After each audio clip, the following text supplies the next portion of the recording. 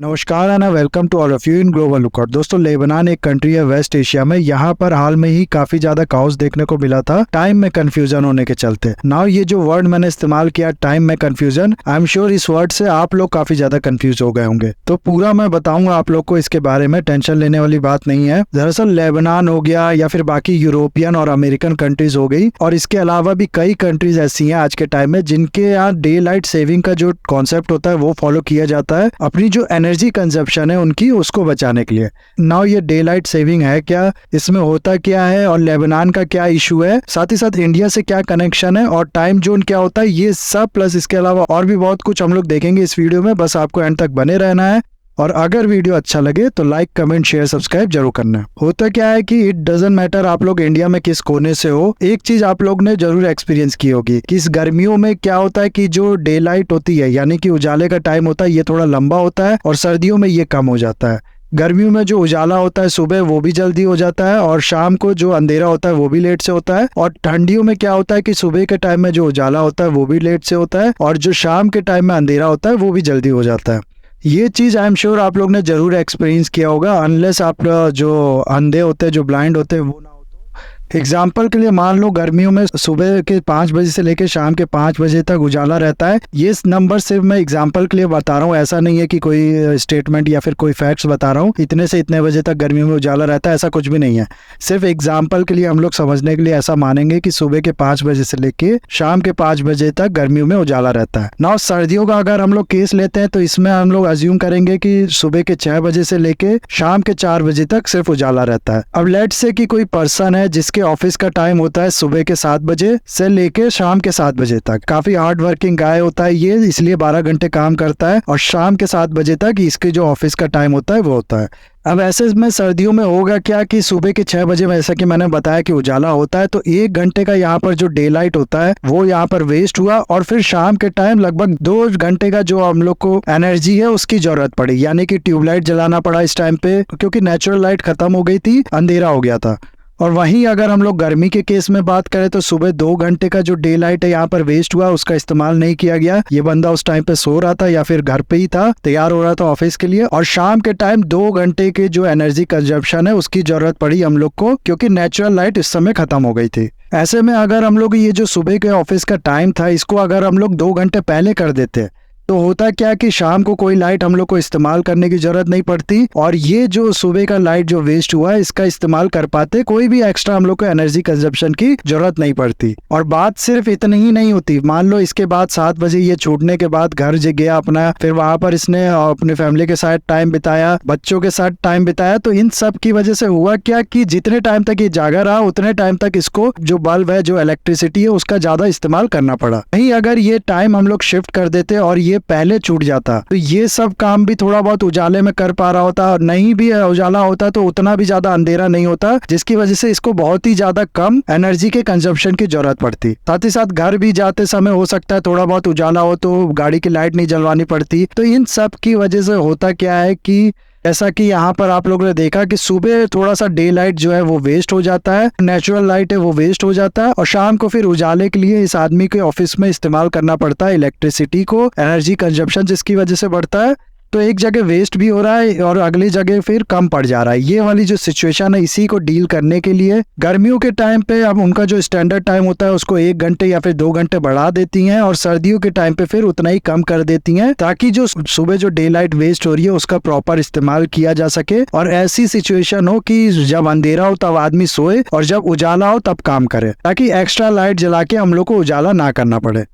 तो इस चीज को टाइम को बढ़ाने या और कम करने को, ताकि जो नेचुरल लाइट है उसका पूरा इस्तेमाल किया जा सके, इसको कहा जाता है डे लाइट सेविंग। इस केस में मान लो 2 घंटे इस कंट्री ने बढ़ा दिया, तो अब होगा क्या कि जिस टाइम पे पहले 5 बजता था उस टाइम पे अब इस व्यक्ति के घड़ी में 7 बजेगा, और उस टाइम पे ये होगा अपने ऑफिस में, क्योंकि इसके ऑफिस का टाइम था 7 बजे से लेके 7 बजे तक, और इसीलिए इसका जो सोना होना होगा वो भी जल्दी हो जाएगा। तो ये जो डे लाइट यहाँ पर वेस्ट हो रही थी ये नहीं होगा।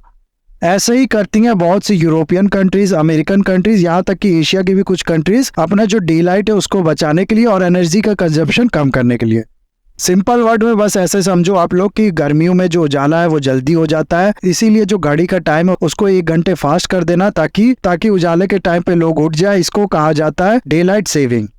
और सर्दियों में इस टाइम पे फिर अंधेरा होगा, इसके लिए इसको दोबारा पुराने टाइम पे शिफ्ट करना पड़ता है।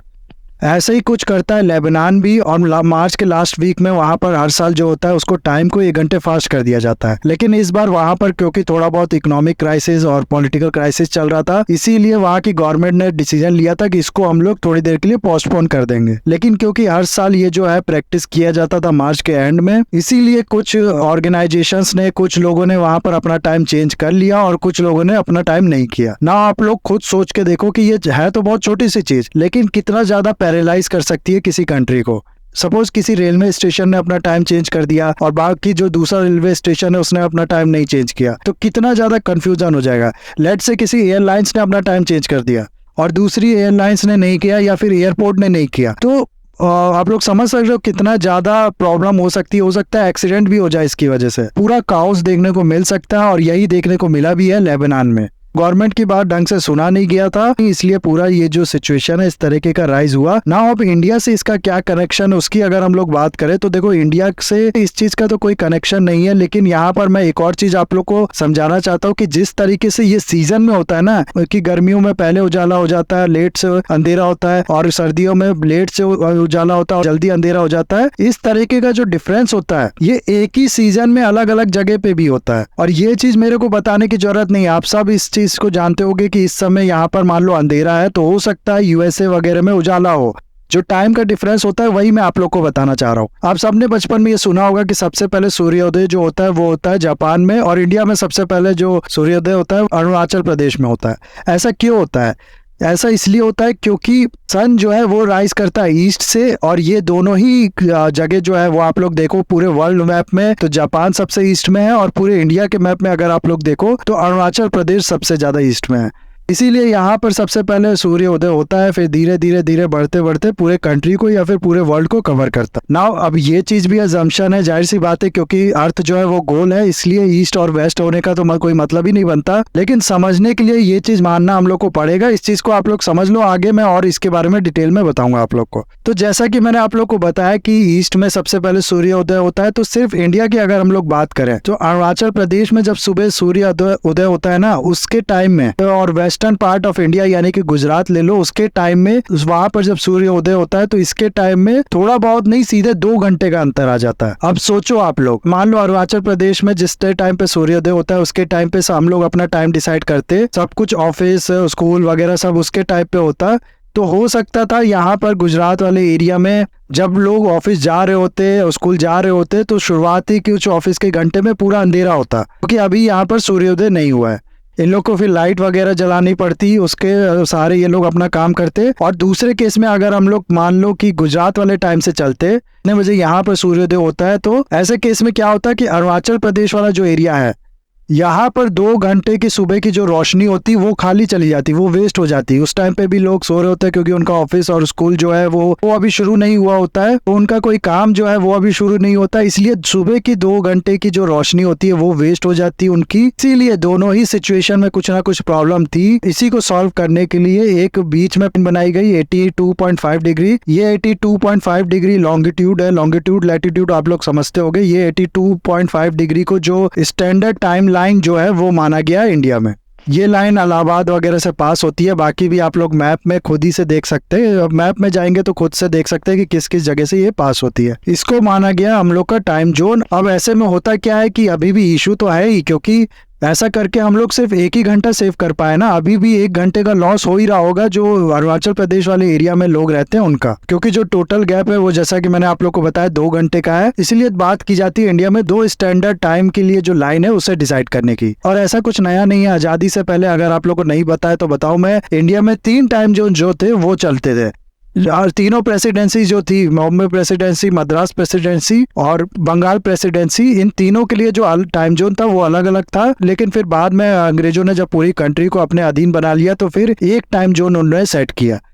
लेकिन फिर से अब जो 2 टाइम जोन बनाने की बात है वो इंडिया में कभी कभार चलती है, ताकि जो डे लाइट का वेस्टेज है उसको कम किया जा सके। बाकी कंट्रीज की अगर हम लोग बात करें तो आप लोग को मैं बताऊं, रशिया जो है, क्योंकि टाइम जोन के फैक्टर में जो लॉन्गिट्यूड वास्टनेस है वही मैटर करता है, इसलिए उसके पास 11 टाइम जोन है। और सबसे ज्यादा किस कंट्री के पास टाइम जोन है वो अगर मैं आप लोग को बताऊं तो आप लोग हैरान हो जाएंगे। वो कंट्री है फ्रांस। अब आप लोग कहोगे कि इतनी छोटी सी कंट्री है, इतना ज्यादा लॉन्गिट्यूड वास्टनेस भी नहीं है इसका, तो सबसे ज्यादा टाइम जोन क्यों है इसके पास? इसके पास टोटल 12 टाइम जोन है। ऐसा क्यों? दरअसल क्या है ना कि ये जो फ्रांस है इसके मेनलैंड तो ये है, इसकी बाकी टेरिटरीज भी है। इंडियन ओशियन में भी एक टेरिटरी आप लोगों को पता होगा, बाकी जगह भी एक टेरिटरी है। तो इन सब की वजह से जो फ्रांस का टाइम जोन है वो सबसे ज्यादा है, 12 टाइम जोन टोटल है इस पूरे कंट्री में। तो ये मैं आप लोग को बताना चाहता हूँ, ये जो इशू है ऐसा नहीं है कि सीजन वाइज है, सीजन वाइज तो होता ही है, लेकिन सीजन वाइज वाला जो लॉस है वो इंडिया को ज्यादा नहीं होता, क्योंकि एक कॉन्सेप्ट है कि जितना भी कोई कंट्री इक्वेटर के पास होगी उतना जो डिफरेंस होगा गर्मी में और सर्दी में सूर्योदय में वो थोड़ा कम होगा।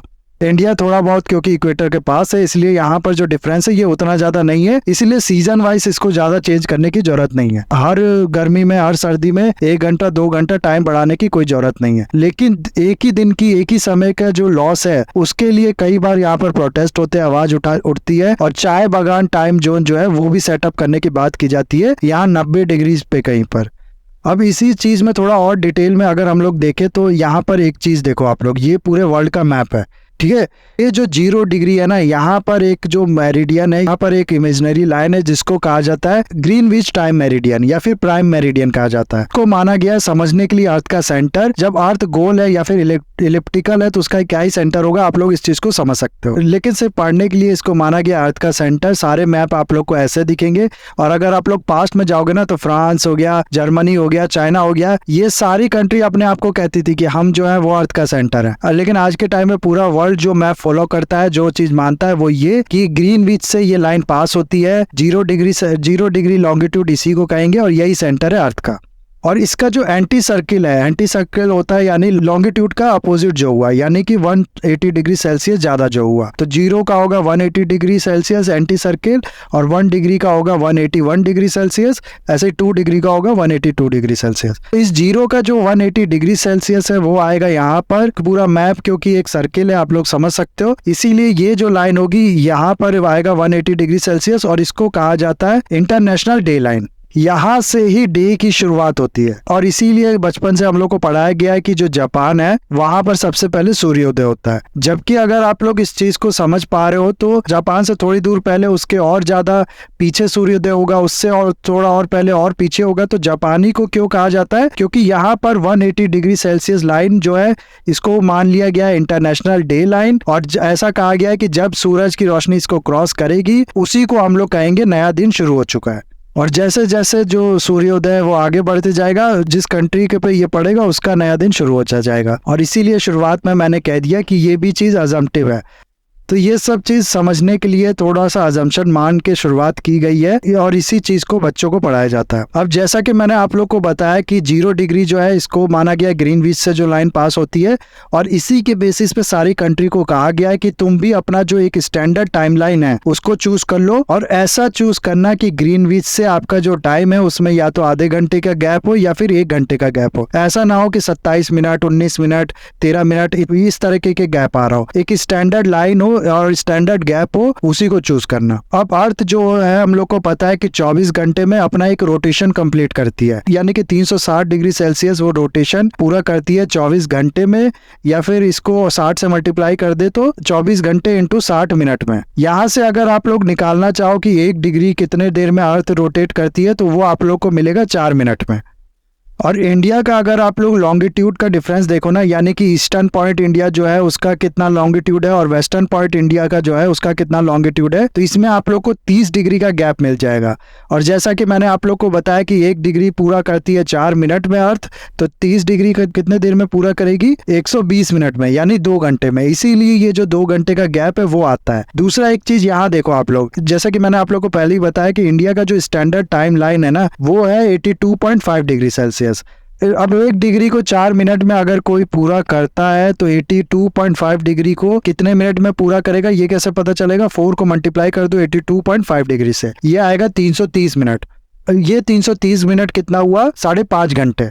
इससे ये पता चला कि ग्रीनविच मेरिडियन का जो टाइम है उसके टाइम से और इंडिया के टाइम में 5.5 घंटे का गैप होता है। अब कभी भी अगर आप लोग ने शुरुआत में जो मोबाइल होते थे जिसमें टाइम सेट करना पड़ता था उसमें सेट किया होगा तो आप लोग को चूज करना पड़ा होगा कि GMT कितना यूज करना है, GMT 5.5 चूज करना है, GMT 4.5 चूज करना है या कितना चूज करना है। तो ये GMT कुछ भी नहीं है। GMT मतलब हो गया ग्रीनविच मेरिडियन टाइम और प्लस 5.5 का मतलब हो गया कि इस ग्रीनविच मेरिडियन पे जितना टाइम हो रहा है उससे 5.5 घंटे ज्यादा। यही टाइम आप लोग बताते हो और आपका मोबाइल जो वर्ल्ड का स्टैंडर्ड टाइम है उसका से 5.5 घंटे का आगे का टाइम जो होता है वो दिखाने लगता है आपके मोबाइल में, और यही पूरा जो सेटिंग है वो आपको करना पड़ता है। तो आई होप आप लोग को अब ये समझ में आया होगा और अब जो है आप कंफ्यूज नहीं होगे, किसी और से नहीं पूछे होगे कि कौन सा टाइम जोन जो है वो हमको चूज करना है। तो ये था पूरा वीडियो गाइस। आई होप ये वीडियो आपको अच्छा लगा होगा। इसे लाइक, कमेंट, शेयर, सब्सक्राइब जरूर कीजिएगा। That's all. Have a nice day. Take care.